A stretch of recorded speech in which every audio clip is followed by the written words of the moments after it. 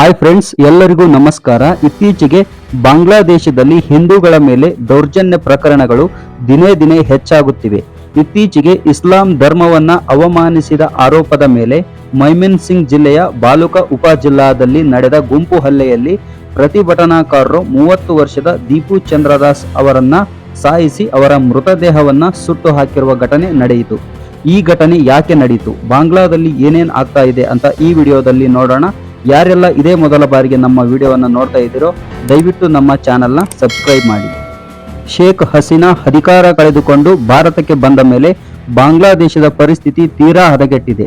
ಬಾಂಗ್ಲಾದೇಶದಲ್ಲಿ ಅಲ್ಪಸಂಖ್ಯಾತ ಹಿಂದೂಗಳ ಮೇಲೆ ನಡೆಯುತ್ತಿರುವ ದಾಳಿಗಳು ಇತ್ತೀಚೆಗೆ ಭೀಕರವಾಗಿವೆ.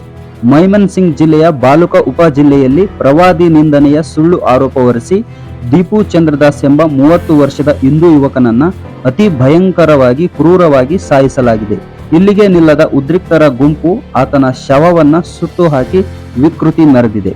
ಬಾಂಗ್ಲಾದೇಶದಲ್ಲಿ ಹಬ್ಬುತ್ತಿರುವ ಭಾರತ ವಿರೋಧಿ ಪ್ರತಿಭಟನೆಗಳ ನಡುವೆಯೇ ನಡೆದ ಈ ಘಟನೆ ಕೇವಲ ಭಾರತವಲ್ಲದೆ ಇಡೀ ಜಗತ್ತನ್ನೇ ಬೆಚ್ಚಿ ಬೀಳಿಸಿದೆ. ಡಿಸೆಂಬರ್ 18, 2025ರಂದು ಬಾಂಗ್ಲಾದೇಶದ ಮೈಮನ್ ಸಿಂಗ್ ಜಿಲ್ಲೆಯಲ್ಲಿ ರಾತ್ರಿ ನಡೆದ ಈ ಘಟನೆ ಇಡೀ ಮನುಕುಲವೇ ತಲೆ ತಗ್ಗಿಸುವಂತೆ ಮಾಡಿದೆ. ಹತ್ಯೆಯಾದ ಯುವಕ ದೀಪು ಚಂದ್ರದಾಸ್ ಬಾಲುಕಾ ಉಪಜಿಲ್ಲಾದ ದುಬಾಲಿಯಾ ಪಾರ ಎಂಬ ಬಾಡಿಗೆ ಮನೆಯಲ್ಲಿ ವಾಸವಿದ್ದ ಒಬ್ಬ ಸಾಮಾನ್ಯ ಗಾರ್ಮೆಂಟ್ ಕಂಪನಿಯ ಕೆಲಸಗಾರ. ಪಯೋನಿಯರ್ ನೆಟ್ ಕಾಂಪೋಸಿಟ್ ಎಂಬ ಫ್ಯಾಕ್ಟರಿಯಲ್ಲಿ ಕೆಲಸ ಮಾಡುತ್ತಿದ್ದ ದೀಪು ಚಂದ್ರದಾಸ್ ಅಲ್ಲಿ ನಡೆದ ವಿಶ್ವ ಅರೇಬಿಕ್ ಭಾಷಾ ದಿನಾಚರಣೆಯ ಕಾರ್ಯಕ್ರಮವೊಂದರಲ್ಲಿ ಇಸ್ಲಾಂ ಧರ್ಮ ಹಾಗೂ ಪ್ರವಾದಿ ಮೊಹಮ್ಮದ್ ವಿರುದ್ಧ ಅವಹೇಳನಕಾರಿಯಾಗಿ ಮಾತನಾಡಿದ್ದಾನೆ ಎಂಬ ಸುಳ್ಳು ಆರೋಪವನ್ನು ಹೊರಿಸಲಾಗಿತ್ತು. ಈ ಸುದ್ದಿ ಕಾರ್ಖಾನೆ ಒಳಗೆ ಮತ್ತು ಸುತ್ತಮುತ್ತಲಿನ ಪ್ರದೇಶದಲ್ಲಿ ಕಾಡ್ಗಿಚ್ಚಿನಂತೆ ಹರಡಿತ್ತು. ಕೂಡಲೇ ಸ್ಥಳಕ್ಕೆ ನುಗ್ಗಿದ ಉದ್ರಿಕ್ತ ಗುಂಪು ಆತನನ್ನ ಹಿಡಿದು ಮನಬಂದಂತೆ ಥಳಿಸಿದೆ. ಸ್ಥಳೀಯ ಪ್ರತ್ಯಕ್ಷದರ್ಶಿಗಳ ಪ್ರಕಾರ ಆ ಗುಂಪಿನ ಹೊಡೆತಕ್ಕೆ ತಾಳಲಾರದೆ ದೀಪು ಚಂದ್ರದಾಸ್ ಸ್ಥಳದಲ್ಲೇ ಸಾವನ್ನಪ್ಪಿದ್ದಾನೆ.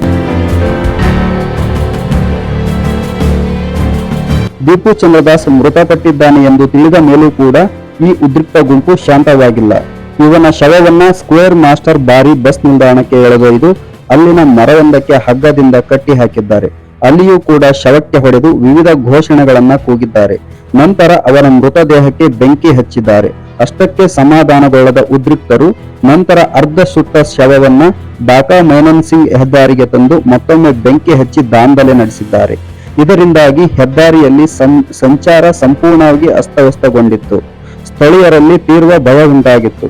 ಮೈಮನ್ ಸಿಂಗ್ ಬಾಲುಕಾ ಉಪಜಿಲ್ಲಾ ಕಾರ್ಯನಿರ್ವಾಹಕ ಮೊಹಮ್ಮದ್ ಫಿರೋಜ್ ಹುಸೇನ್ ಈ ಘಟನೆಯನ್ನ ಖಚಿತಪಡಿಸಿದ್ದು, ಸದ್ಯ ದೀಪು ಚಂದ್ರದಾಸ್ ಮೃತದೇಹ ಪೊಲೀಸರ ವಶದಲ್ಲಿದೆ ಎಂದು ತಿಳಿಸಿದ್ದಾನೆ. ಅಸಲಿಗೆ ಈ ಕೊಲೆ ನಡೆದ ಸಮಯ ತುಂಬಾ ಸೂಕ್ಷ್ಮವಾಗಿತ್ತು.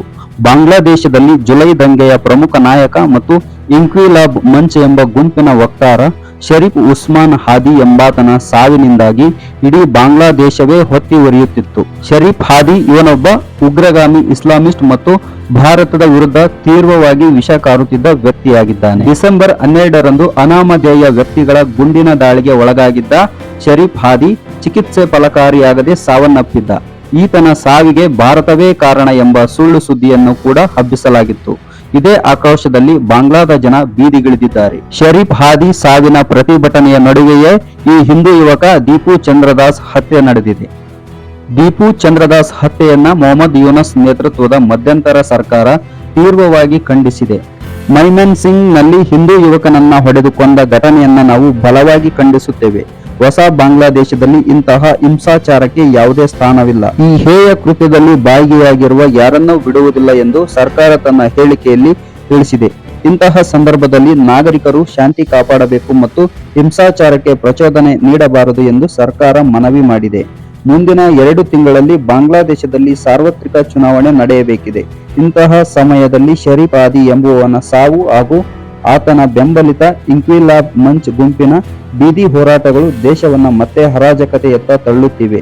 ಶೇಖ್ ಹಸೀನಾ ಅಧಿಕಾರದಿಂದ ಕೆಳಗಿಳಿದ ನಂತರ ಈ ಇನ್ಕ್ವಿಲಾಬ್ ಮಂಚ್ ದೇಶಾದ್ಯಂತ ಭಾರತ ವಿರೋಧಿ ಅಲೆ ಎಬ್ಬಿಸಿದೆ. ಈ ಗುಂಪು ಹಿಂದೂಗಳನ್ನ ಭಾರತದ ಏಜೆಂಟರು ಎಂದು ಬಿಂಬಿಸಿ ಅವರ ಮೇಲೆ ದಾಳಿ ಮಾಡಲು ಪ್ರಚೋದಿಸುತ್ತಿದೆ ಎಂಬ ಗಂಭೀರ ಆರೋಪಗಳು ಕೇಳಿಬರುತ್ತಿವೆ. ದೀಪು ಚಂದ್ರದಾಸ್ ನಂತಹ ಅಮಾಯಕರ ಬಲಿ ಈ ದ್ವೇಷ ರಾಜಕಾರಣದ ಬಲ ಎಂಬುದು ಸ್ಪಷ್ಟವಾಗಿ ಕಾಣಿಸುತ್ತಾ ಇದೆ. ಒಟ್ಟಿನಲ್ಲಿ ಬಾಂಗ್ಲಾದೇಶದಲ್ಲಿ ಈಗ ಕಾನೂನು ಮತ್ತು ಸುವ್ಯವಸ್ಥೆ ಎಂಬುದು ಸಂಪೂರ್ಣವಾಗಿ ಕುಸಿದು ಬಿದ್ದಿದೆ.